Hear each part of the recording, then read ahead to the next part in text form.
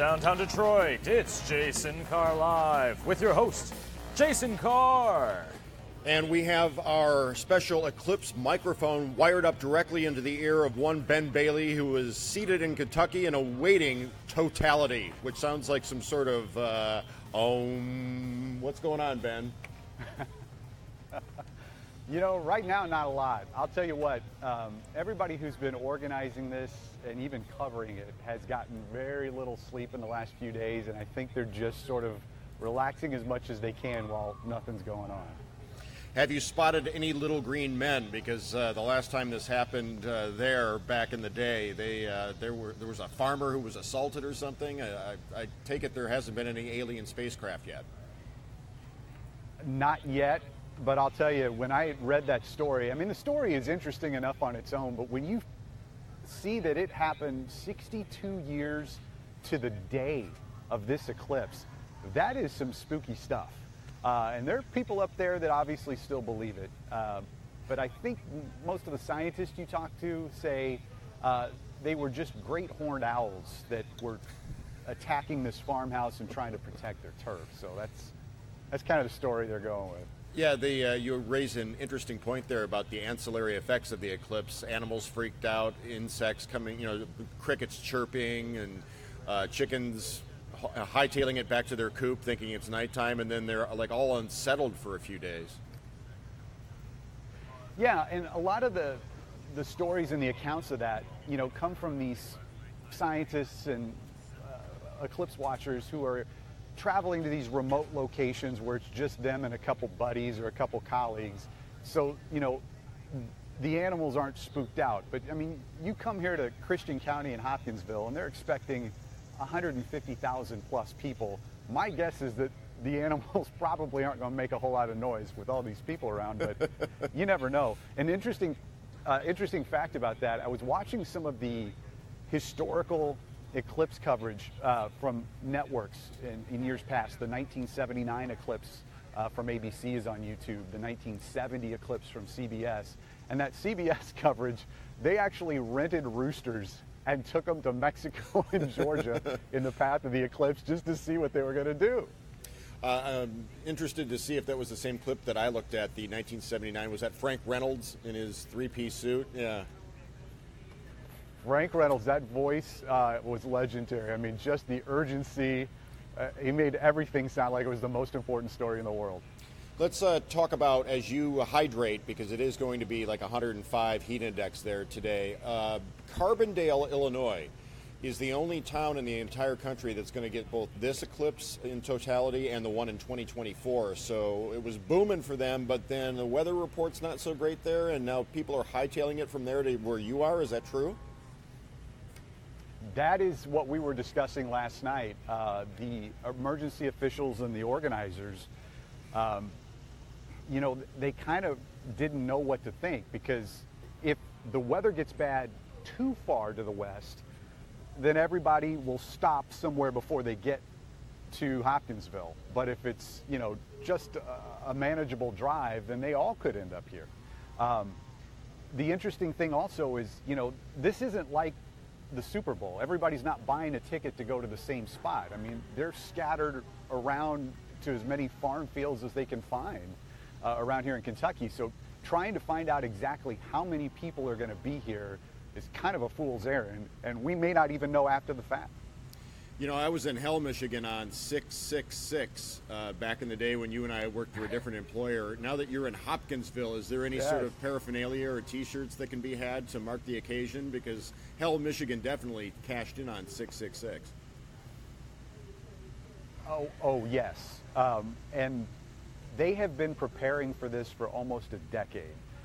The estimates that I've seen is that the economic impact will be between $20 and $30 million for a town of 31,000 people. Everything around here costs money. To get into the Orcharddale Farm, which is where we're located, just to get into the farm is anywhere between $50 and $100. To look at the sky for free, I mean, you could go down the road and do it for nothing. But so they are definitely cashing in. I mean, the hotel rooms have been packed. You go downtown, There's all kinds of merchandise, some of it kitschy, some of it's kind of cool. We saw a shirt last night that says "I've been mooned," and it has the dates of the eclipse on it, and so they're really having fun, but they're definitely making some green. Now, I see that you make the point about looking at the sky for free, but you are actually credentialed. It says solar something, media, all access. What does it say on your lanyard? Yep, solar eclipse, all access for Eclipseville. We really don't know exactly why we're wearing these. We've got some parking passes, and they said, yeah, this will get you into park wherever you want, which, the cops may have something else to say about that. But this basically gets us into the farm. I think the reason why they credentialed the media is there are going to be some high-name VIPs here. The governor is going to be choppering in behind me. He was supposed to be here at 9 o'clock Eastern, and he's a little tardy. Senate Majority Leader Mitch McConnell is going to be here. Senator Rand Paul is going to be here, both of them from Kentucky, by the way. There's a lot of NASA folks that are here. So I think they wanted to know just who's going to be around when all these politicians are going to be here. It's funny that you're in Eclipseville, and it's like behind you you've got a barn and some chairs. It's like I keep expecting Mr. Haney to show up to try to sell you something off the back of his truck. It's been a little bit like that, to be honest with you, and I think that's the charm of this. Is you've got all of these people coming from. I mean, we talked to a crew from Japan. Well, they're based in New York, but they work for Tokyo Broadcasting. They're here. A very boisterous radio DJ from somewhere in Australia we ran into. And then you mix that in with the bucolic hills of western Kentucky and the simpler, slower life. And it's just this dichotomy that it's almost comical in a way. Have you seen any people who are preaching the end of times gospel? I know a Christian radio host made some headlines for saying that this was all the work of Satan. Do you have any hardliners out there that are looking for the end times? I haven't seen any. We sort of saw the flip side of that. We talked to one of the Pope's astronomers, a guy who works for the Vatican Observatory.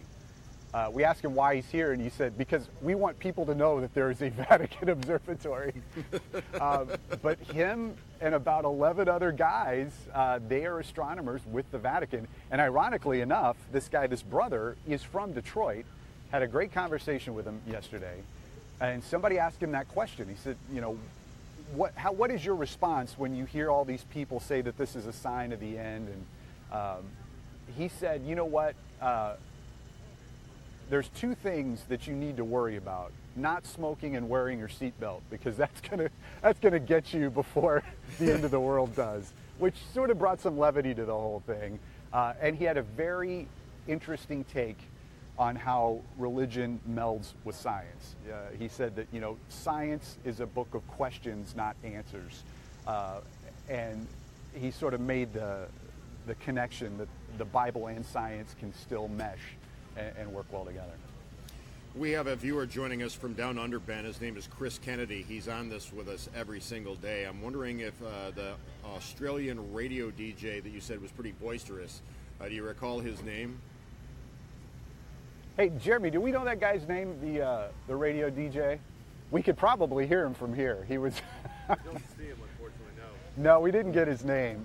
He was actually on the air when we were shooting video of him. We didn't actually get to talk to him, but you could definitely hear him through the whole place. I think my producer Jeremy's going to go see if he can wrangle him up. So how many people are you expecting there behind you? I know you had said something like 100,000 plus. I mean, are later today, are you going to be like at a Woodstock of eclipses with people running around behind you in various stages of costume and undress? There've been a lot of comparisons to Woodstock.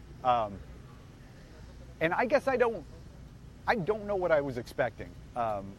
We heard the worst. We heard there's going to be these awful traffic jams, and there's gridlock, and people aren't going to be able to move. Well, we actually came down here earlier than we planned. We hightailed it out of Detroit on Saturday night. We spent the night and drove down Sunday morning just in case there was traffic. We wanted to make sure we were here. didn't see a soul. Even this morning, we left the hotel at 4 o'clock Central Time to get here, and us and a couple semis were just about it.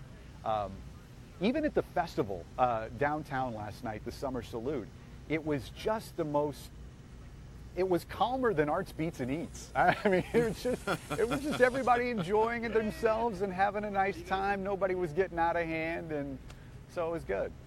Hey, Bobby Battaglia. Go ahead. Hey, Jason, hold on a second. Come here. You might have to take your lob off. We got you're from Australia, right? Yes. How are you, mate? How you What's doing? your name? Brad Blanks. Brad Blanks. How you doing? We've got a Facebook viewer who's from Australia. Really? Who's watching us on Facebook Live right now. He wanted to know who you were. Yeah, how you doing, mate? Yeah, sorry about the goggles. I thought I got these off Amazon the other day. They look pretty good. What do you reckon? Are they legit? No, I don't think they are. That's the scary. They're trendy. Right till it happens, I'll take them off and put on the cheapo little ones that are meant to be stronger at protecting your eyes. So why are you here? Why did you come all the way from Australia? I love big events, and this nails it. This is where we get to be collective as humans, get together. I don't want to sound too profound or serious because I'm a bit of an idiot, but the fact that we'll be hanging out together, having a moment when we're looking up there, I'll look to people next to me and go, this is pretty cool. Strangers come together. The feeling of that is what I think it's good for us, good for the human race. How long do you think that'll last, though? About 2 minutes? Yeah, 2 minutes after. Yeah, you have single people out there. You might turn around and get a bit of a kiss and a cuddle straight upwards, but then she won't hang out with you after that. She'll leave you 5 minutes later. So relish that moment post eclipse. That's where we want to hug. This really has gone off the rails. Now we've got Norm putting a mic on. We're good. We're mic'd up. We're good to go. Hey, beautiful. Chris Wonderful. Kennedy. Look at these. I should take these off. Sorry, guys. Yeah, look at this. So, Detroit had a great time in Detroit back at the 06 Super Bowl. You were there? I was there. Pittsburgh Steelers won, beat the Seahawks. Yeah. Was that the last time you've been to Detroit? It was. It was action though. Great fun. You put on a great show. I loved it. I seriously loved it. This is the thing. It got bad knocks and but I love that it was enclosed area. I like big events where they're all enclosed, where you can walk around to things and you don't have to get in the car and drive to the next event or whatever. Big fan of the Detroit Super Bowl. One of the best Super Bowl parties, I go to a lot of Super Bowls, and one of the best Super Bowl parties was the Saturday night, the Maxim magazine party, and they had it in an old hall. I think a big motor company sponsored it, and it was phenomenal. So, Detroit, close to my heart. So, And that's about all he wants to say about the Maxim party. No, I pulled out pretty quick there. You noticed that? Yeah, very good. Well, good interviewer right here. Yeah. Thank you, Brad. Thank you. Well done. Have a great day ahead. Yeah. Enjoy this. I'll follow you guys on Facebook. Yeah, thanks so much. Brad Blanks. See ya. There he is, guys. Brad Blanks. Why, you weren't kidding. That guy's got some energy and some personality to spare. He's had more coffee than I have, that's for sure. When we started this, I did not know we were going to be talking to an Australian radio personality about the Maxim party 11 years ago when the Super Bowl was in town. But worse things have happened. Neither did I. All right, Ben. Well, we won't keep you much longer. Give you a break before we'll see you later, right? Yeah, we're going to be on. I think once we hit the noon show here on Local 4, we're going to pretty much be on almost all the time throughout the eclipse and after. So if things get cloudy and you can't get outside, come and join us. Ben, thank you so much for joining us live here on the 9:15-ish. Good to be with you. We'll see you. All right, man. In other news, a man riding a motorcycle crashed into a sinkhole shortly after it appeared on a street in southern China on Thursday. Footage released by State Broadcasting TV, CCTV, showed the man looking at his phone shortly before that happened. Reportedly, the man was not seriously hurt and, in fact, crawled out of the hole. Do you have the moment the hole opens up? Yeah, it should be right at the right at the beginning. Let's pull it up again. Wait, what's that? Okay, here we go. Now watch. Because it opens like right before he goes in. Right. And then...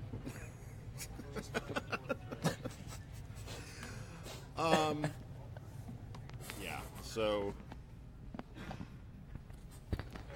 Got to adjust. There we go. Did you really think I had a special Eclipse cam microphone?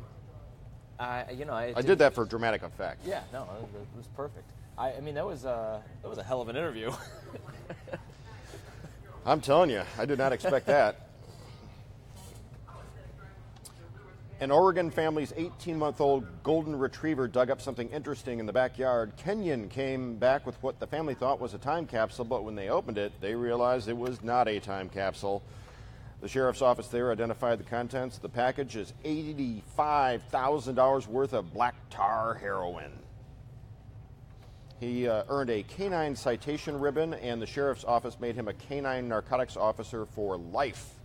Good boy. Good dog. Who's a good dog? Sheriff Svensson thinks you're a good dog. So, here's the bummer about that. Your dog finds 85 grand in heroin in the backyard, and there is literally no way you can profit from that. It's not like he dug up gold, like treasure. Yeah. I mean, there is a way you can profit from it. There's illegal ways to profit, of course, but once you call the police and they get involved, and there isn't any type of reward or anything that the police would give for that type of turn-in thing. No. Chris Kennedy says the Aussie DJ was not representative of all Aussies. No, we get that. Yeah, I mean, we've got. Yeah. Now, Chris, I'm curious though. Do you listen to much Brad Blank? Yeah. Do you listen to Brad Blank on Australian radio? Where's he out of? Brisbane, Melbourne. Mm-hmm. The British Parliament's Big Ben bell sounded the hour for the last time today before it goes silent for almost 4 years of repair work that will deprive London of one of its most iconic sounds. The break will allow workers to carry out much-needed maintenance on the Victorian clock and clock tower. I'm still pulling it up. Sorry. I was going to say. Nope, that's not it. The dog's name was not Big Ben. No. Chris Kennedy says, I haven't heard of him.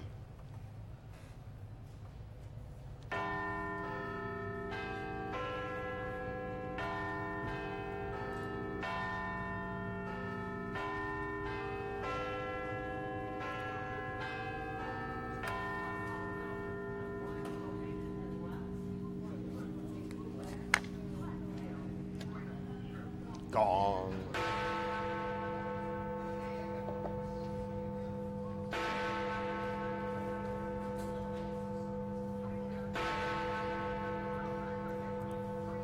Morning, Rod Maloney.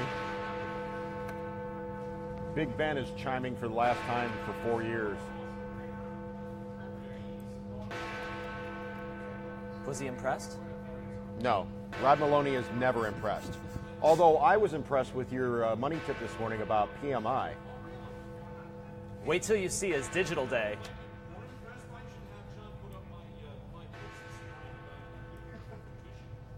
The what?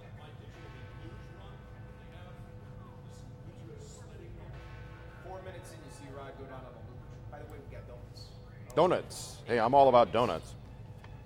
Laurel Hope Roth, a former park ranger turned artist, has spent parts of the last decade creating intricate crocheted biodiversity reclamation suits for urban pigeons. Yeah, this is like an art display. I mean, it's not like pigeons go out on the town wearing these things. But it's always, she makes some from birds that have gone extinct and copies those patterns and then puts dead pigeons that are stuffed in those outfits, and it's kind of interesting. The saddest one here is this is the carrier pigeon that went extinct. So, I mean, it's just a lot of... Alrighty then. Yeah. Now, I didn't put rich and compelling in the rundown. But you have one? Of course I have one. Ready? What in the world? From what I understand, a lot of birds get really excited about bath time or about like water splashing, and just the noise will get them going. And so yeah, these birds are pretty excited. I like to believe that they were excited about our previous story with the bird suits, but could be anything. That's steam coming off that? No, because it's a water bottle. Yeah. What I like most about it is that it's a perfect loop. Chris Kennedy says, hey, Jason, I'm coming to the States in October. I used to have this buddy that wintered in Australia. I don't know, how's that working? They're flipped. So when it was cold there, he was here. And it was cold here, he would go there. So he never had to worry about wintertime. Yeah. So he wintered there. I think that's right. Well, our winter. Yeah. He would go there. But I think because he it was would their always summer. say what'd be yours. Like, if you summer in the Hamptons, it's because it's No, summer that's what I'm here, saying. It was but it's summer there. But he's from there, so we would actually summer here for him in the winter. He would I winter summer there. in Detroit, and I also summer in Australia. New Zealand's most iconic police guinea pig has passed away. Sad news here. Constable Elliot went to the great guinea pig cage in the sky on Sunday. After 4.5 years spent on patrol, he was laid to rest in full police attire in a shoebox. Elliot enjoyed working for the police, spreading prevention messages about crossing roads, safer driving, and avoiding burglaries. People in New Zealand are upset about this. They're reeling. Yep. Yeah.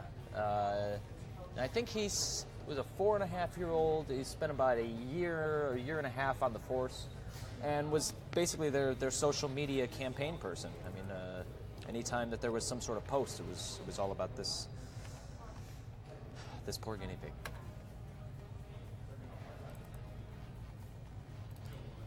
Sandra Lee Haratuni in Trinity says, our piggy lived 7 years. Minnesota Vikings wide receiver Stephon Diggs is a big fan of Starbucks, and he's taking his fandom to the next level by wearing a pair of custom cleats to a preseason game against the Seahawks. Starbucks cleats. Now, you would think this would violate Some sort of copyright, I would imagine. or the league. Wouldn't the NFL, the No Fun League, wouldn't they want a piece of the action on this? Yeah. You would think. I mean, they are a nonprofit, obviously. I mean, so yeah, they should get a piece of it. Now, here's the question: did Nike make these, or I'm did not Starbucks sure. make them? Yeah, I didn't see a whole lot of info out there, but apparently he's supposed to wear. When is he wearing them?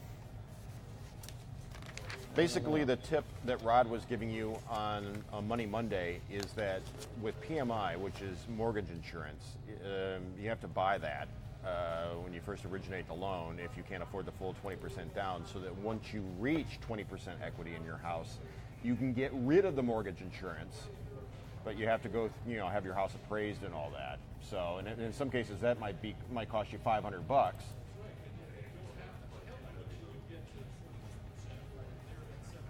And your mortgage holder doesn't have to tell you until you get to 22%.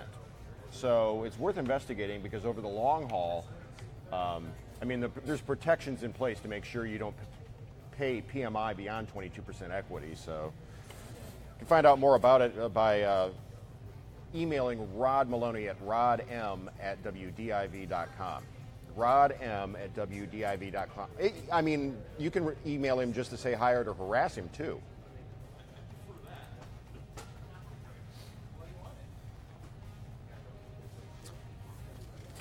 Okay, what do we have a live shot? Has Ben gotten up and walked away? Is the camera still hot? No, he's gone now, but I have a live shot of the Capitol. So that's but his that's about camera it. is, we no longer have a live they from shut Hopkinsville. down. Yeah, I think they're not going to come back up until around noon.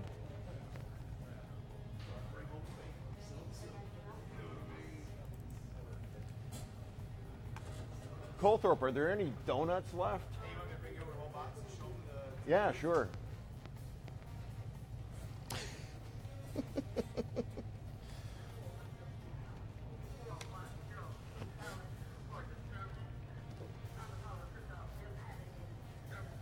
I hope you'll still be able to hear me. Wink, wink.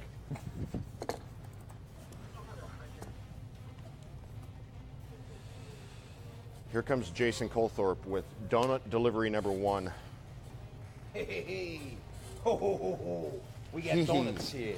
Hey, we got donuts here. What do you guys want? You want some donuts? Look at Donuts. this. Half picked over donuts. Oh, man, somebody even took a bite of one. Who took a bite out of a donut and put it back in here? Look at that. Goink. Which one are you having? I don't eat donuts. What? Yeah, I know. Seriously? Yeah, seriously. Can't have them. Why? Because I declared it so once upon a time. Wait, did you say? I'll tell Did you he what, say I'll- he declared it once a I time? declare. I'll eat a whatever that was, cinnamon roll.